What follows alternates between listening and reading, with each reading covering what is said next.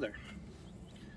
Well, before we can get on to the trailer cutout part 2, I needed to show you something.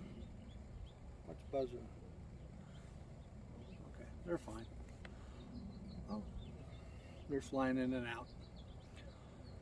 And before I explain 100% how I ended up with these two things, need to go over a little piece of equipment that I explored and built, and also explain to you how it was a complete disaster when I attempted to do a tutorial video and it was just horrible. But we're going to show you bits and pieces of it and go from there. So welcome again to another exciting episode of Bead Disasters.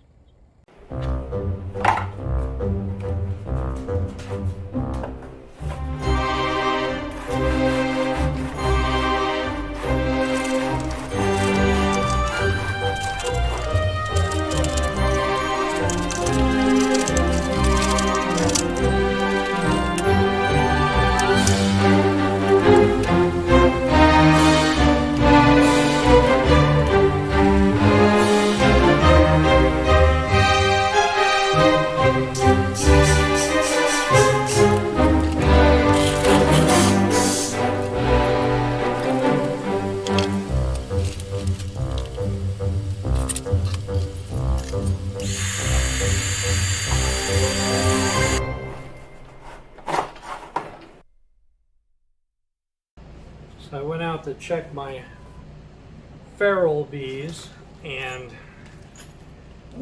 I wanted to experiment with one of these.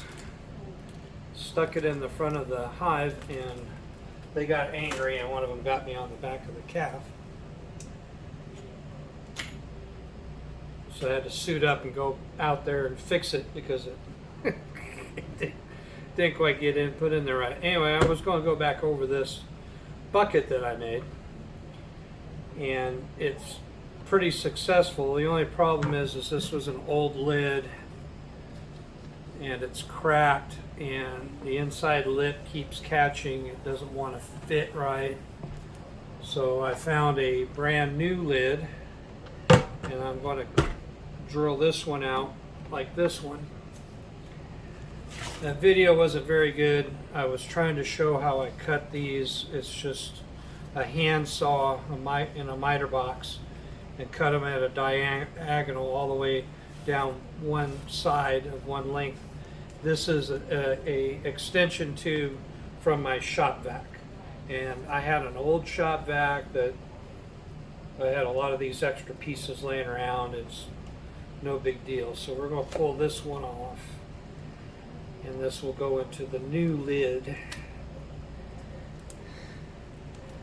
But I can only imagine, because I never physically captured my queen that is in that hive, that I vacuumed the queen up and introduced it in the hive when I dumped out the bucket. So I would call this bucket successful, that I was able to vacuum up a queen and have it survive.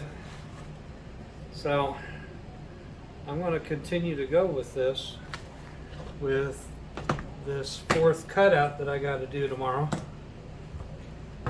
So again, here's my hole saw I got right here, and I'm going to right here on top of this across from here, because what I was doing was this end I just open up. See, this is brand new. I haven't even broken this. Oh, I did break the seal. Is I stick my vacuum hose on this side, and that goes low, and then the vacuum source will be on top like this. So if I'm not like this vacuuming, if I have to lay it down, and when you're underneath the house or a camper trailer, I put the vacuum source on top, so they're not getting sucked, you know, they're not falling to the bottom. And I don't know, it worked. So I think I don't didn't even put this, yeah, the same drill bit. I didn't even put it away. And I need an extension cord, so fast forward.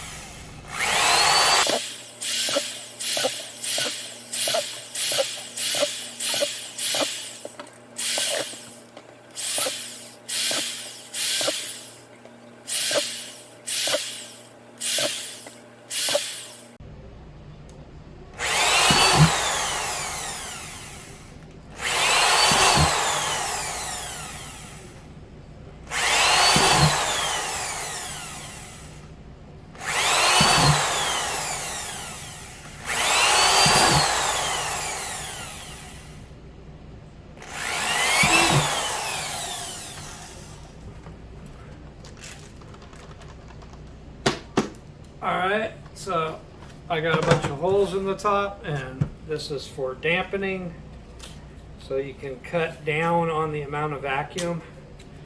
And I just was using a piece of tape like that, and depending on if I heard thump, thump, thump, thump, and it sounded very violent, I would open it up, or just take the tape away. And as long as I could see that the bees were getting sucked into the tube, or if they were flying out, I'd dampen it up a little bit like that. Anyway, very scientific. So now we're going to go ahead and switch over.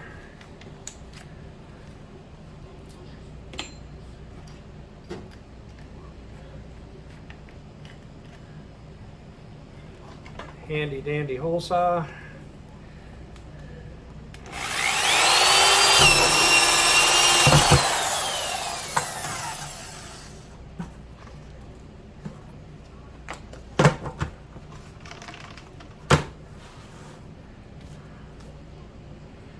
I put the serrations towards the wall.